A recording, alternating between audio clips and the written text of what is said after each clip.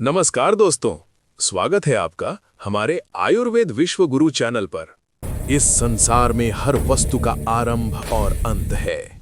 सूर्य उदय होता है और अस्त होता है, मनुष्य जन्म लेता है और मृत्यु को प्राप्त होता है, सभ्यताएं उठती हैं और मिट जाती हैं। लेकिन इसी संसार में एक ऐसा विचार है, एक ऐसा जीवन दर्शन है जिसके बारे में कहा जाता है कि उसका न कोई प्रारंभ है और न कोई अंत। यही कारण है कि हिंदू धर्म को धर्म नहीं बल्कि सनातन कहा गया। सनातन का अर्थ ही है जो सदा से है, जो सदा रहेगा, जो समय की सीमाओं से परे है। जब लोग ये प्रश्न करते हैं कि हिंदू धर्म की शुरुआत कब हुई, तो वास्तव में वे उसे अन्य धर्मों की तरह समझने का प्रयास करते हैं। लेकिन ये प्रश्न ही सनातन की प्रकृति को नहीं समझ पाता। जिस चीज की शुरुआत होती है वो किसी एक क्षण में जन्म लेती है, किसी एक व्यक्ति, किसी एक ग्रंथ या किसी एक घटना से जुड़ी होती है। सनातन धर्म किसी व्यक्ति द्वारा स्थापित नहीं किया गया, बल्कि ये मानव चेतना के जागरण के साथ स्वयं प्रकट हुआ। जब प्रथम मानव ने आकाश की ओर देखकर अस्तित्व पर प्रश्न किया, जब उसने जीवन और मृत्यु के रहस्य को समझने का प्रयास किया, जब उसने प्रकृति की शक्तियों के सामने नतमस्तक होकर उनके पीछे छिपे सत्य को जानना चाहा, उसी क्षण सनातन का बीज पड़ा। ये कोई धर्म नहीं था, ये जिज्ञासा थी, खोज थी, अनुभव था। यही कारण है कि सनातन धर्म किसी विश्वास से नहीं बल्कि अनुभव से जुड़ा हुआ है। वेदों में कहा गया है कि सत्य एक है, परंतु ज्ञानी उसे अनेक नामों से पुकारते हैं। ये वाक्य सनातन धर्म की आत्मा है।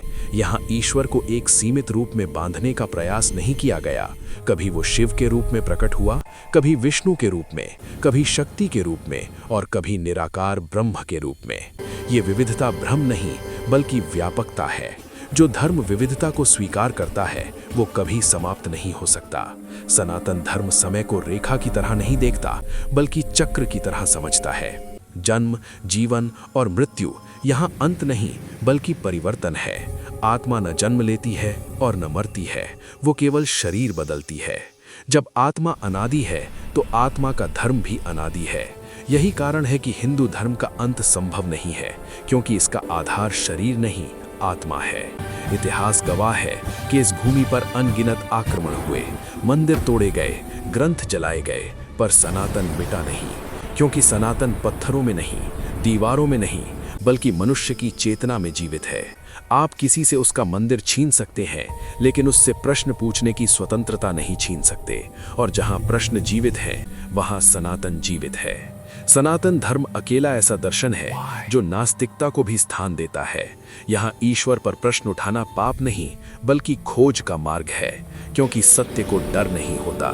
जो धर्म प्रश्नों से डरता है वो समय के साथ समाप्त हो जाता है, लेकिन जो प्रश्नों को आमंत्रण देता है वो कालजयी हो जाता है। आज आधुनिक विज्ञान जिन सिद्धांतों पर पहुंच रहा है उनके बीज सनातन दर्शन में पहले से मौजूद थे।